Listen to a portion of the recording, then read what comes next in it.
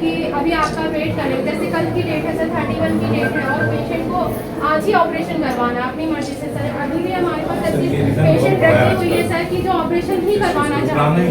Normal delivery में समय लग जाए, वेट करना पड़ेगा, तो रुकना ही नहीं चाहिए। ऐसे कहीं रहता है कि आप ऑपरेशन कर दीजिए, जल्दी रेफर हो गया है तो आपको पहले भी बोला है, मतलब डीएमओ से आप बात करिए कि क्यों रेफर कर नहीं पर यहाँ एग्जामिन करते हैं नहीं किया है इसमें नहीं कर किया ना सर, हमने काउंसलिंग की ना, काउंसलिंग नहीं ऐसी बात। हाँ सर।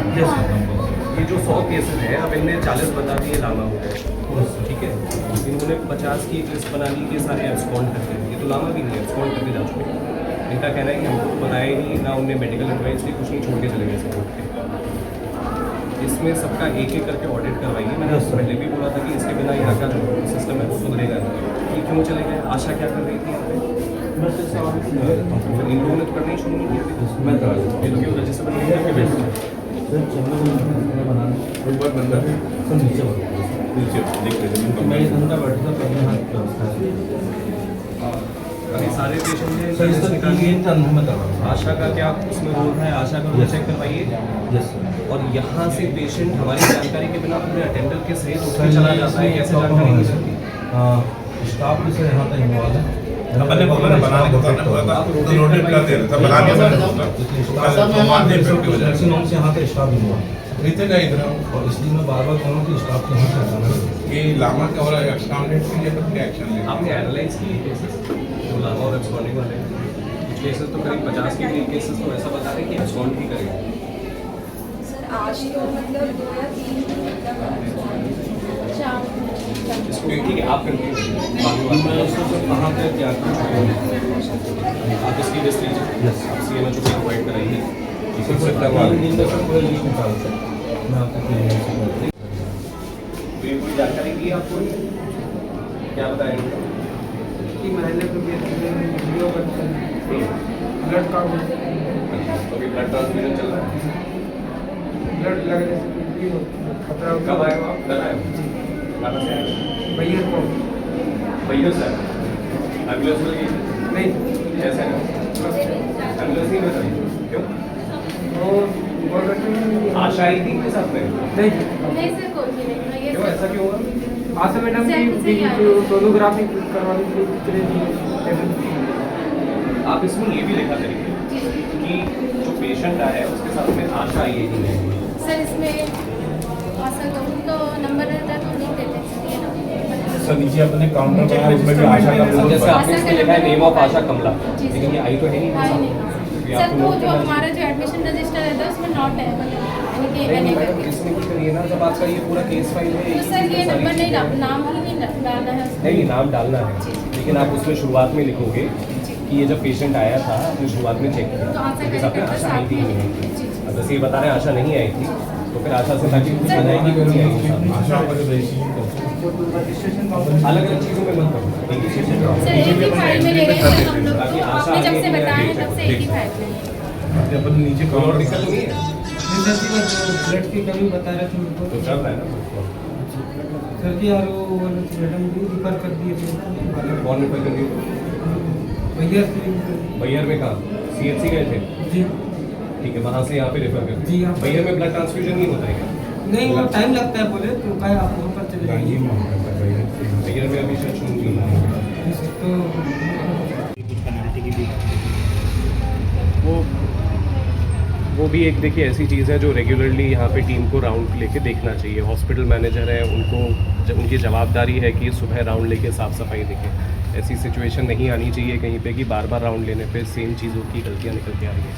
पेनल्टी लगाना अपने आप में एक दंड देने का प्रावधान है, लेकिन मैं नहीं मानता कि उससे ये सिचुएशन ऑटोमेटिकली पेनल्टी लगाने से सुधरेगी। ये ओवरसी करने से ही सुधरेगी। ये लगातार जो यहाँ की इतनी लंबी चौड़ी टीम है वो पूरे दिन रात यहाँ पे ड्यूटी पे रहते हैं, तो अपना पेशेंट्स के लिए तो फ़ायदेमंद है ही, बट आप जहाँ कार्य करते हैं वो इन्वायरमेंट आपको साफ़ सुथरा रखना वैसे आपकी खुद की भी जिम्मेदारी है। तो वही उम्मीद है कि सभी लोग यहाँ पे सिविल सर्जन से लेके अभी हम लोगों ने सीएमएचओ को भी निर्देशित किया है मैंने कि वो भी 1 घंटा यहाँ पे दें अपना कार्यालयीन समय से निकाल के 1 घंटा डेली डिस्ट्रिक्ट हॉस्पिटल में बैठें, ताकि फिर ये इसकी ओवरसाइट रहे, अच्छे से देखा जाए कि कहाँ कहाँ पे इश्यूज़ हैं और वहीं के वहीं पे फिर उसको रिजॉल्व किया जाए।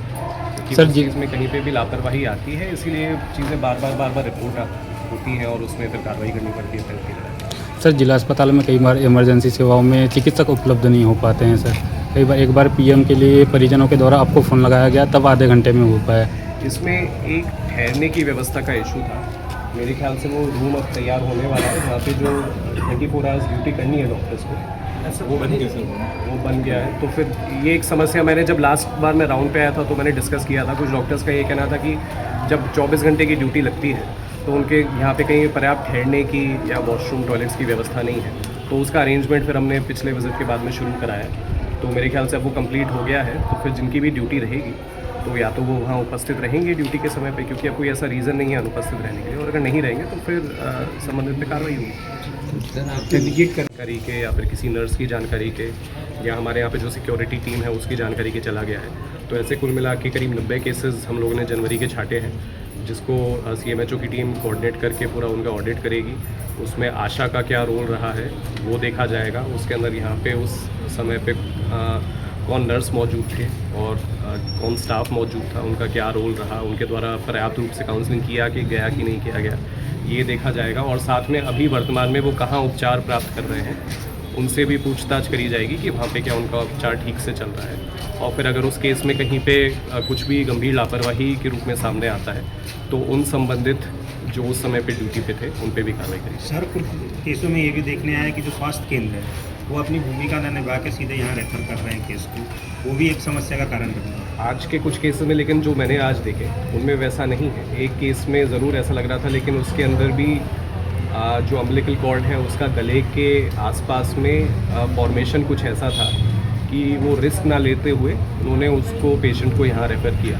तो इस पे लगातार काम करने की आवश्यकता है कि हमारे जो ब्लॉक्स में हॉस्पिटल्स हैं और जो डिलीवरी पॉइंट्स बने हुए हैं वो डिलीवरी देना अपनी पूरी कैपेसिटी में प्रारंभ करें, तभी ज़िला अस्पताल का लोड कम होगा और फिर जो क्वालिटी ऑफ ट्रीटमेंट है वो बढ़ पाएगा। सर कुछ मामलों में ये भी देखने आया कि सरकारी सेवा एम्बुलेंस के लोगों को नहीं मिल पाती है। इस संबंध में हमने अभी एक 108 सहायता केंद्र यहाँ पे शुरू किया है और अभी क्योंकि प्रारंभिक उसकी शुरुआत हुई है, लेकिन हम उसको एक सिंगल पॉइंट बनाना चाहते हैं जहाँ पे भी अगर कोई भी पेशेंट है जिसको या तो कुछ अनावश्यक रूप से राशि डिमांड करी जा रही है या फिर एम्बुलेंस तत्काल रूप से उपलब्ध नहीं हो पा रही है, तो वो संबंधित अटेंडर वहाँ पे केंद्र पे जाए और उसका एक स्पष्ट रूप से जवाब प्राप्त कर सके कि क्या समस्या है। कई बार इसमें हमारा नंबर लिखवाने के बाद में मेरे पास में भी फ़ोन आता है, 90% फ़ोन एम्बुलेंस के संबंध में ही होते हैं कि एम्बुलेंस उपलब्ध नहीं हो पा रही है या फिर एम्बुलेंस वाला आने में ज़्यादा समय लगा रहा है। ऐसे केसों में जनरली ये पाया गया क्योंकि ये पूरा सिस्टम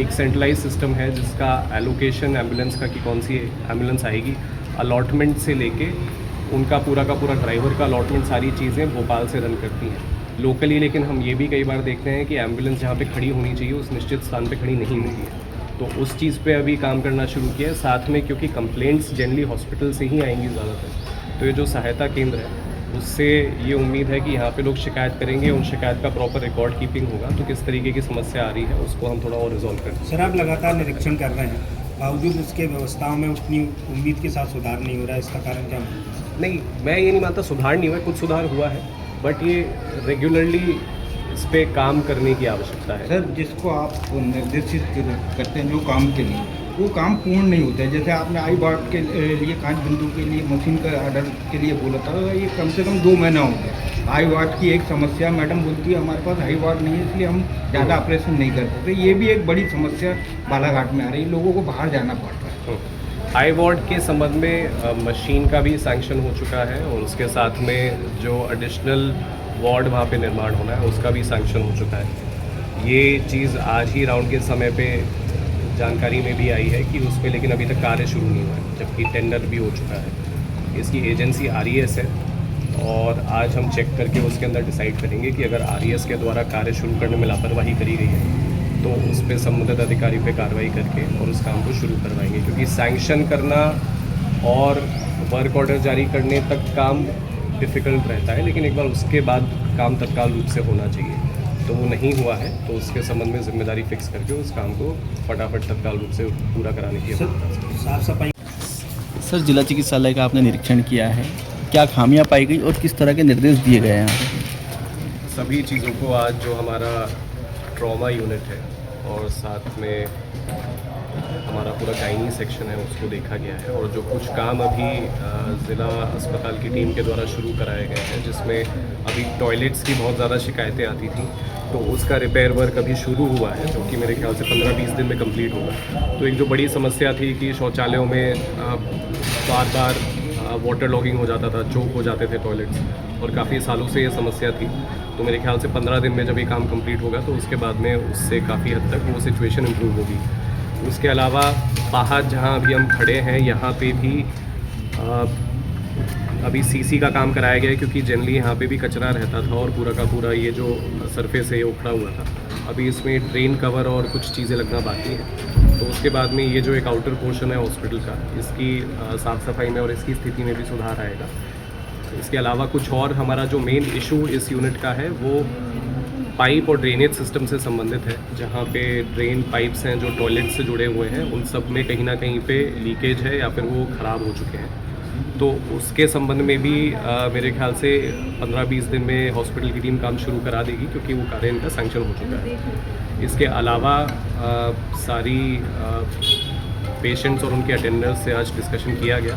जो कुछ चीज़ें बताई गई थी कि अगर प्रेग्नेंट महिलाएं आती हैं तो उनका आते ही पूरा केस रिकॉर्ड बनाया जाए और उसके साथ में उनकी काउंसलिंग लगातार डेली करी जाए, खासकर की कॉम्प्लिकेटेड केसेस में। तो वो करना शुरू किया है। कुछ केसेस में आज भी डिफ़ॉल्ट पाया गया है, तो उसके संबंध में CMHO को इंक्वायरी करके उन पर कार्रवाई करने के निर्देश दिए हैं। एक जो जटिल समस्या रहती है वो इस संबंध में रहती है कि बहुत सारी मदर्स और एक्सपेक्टिंग मदर्स यहाँ पे लामा हो जाती हैं, या फिर अभी कुछ ऐसे भी केसेस निकल के आए कि हॉस्पिटल की टीम के द्वारा बताया जा रहा है कि ये एब्सकॉन्ड हो गए हैं। तो वो बड़ी एक प्रॉब्लमेटिक सिचुएशन है कि पेशेंट अगर हमारी बिना जानकारी के हॉस्पिटल से निकल जा रहा है तो उसमें तो जिम्मेदार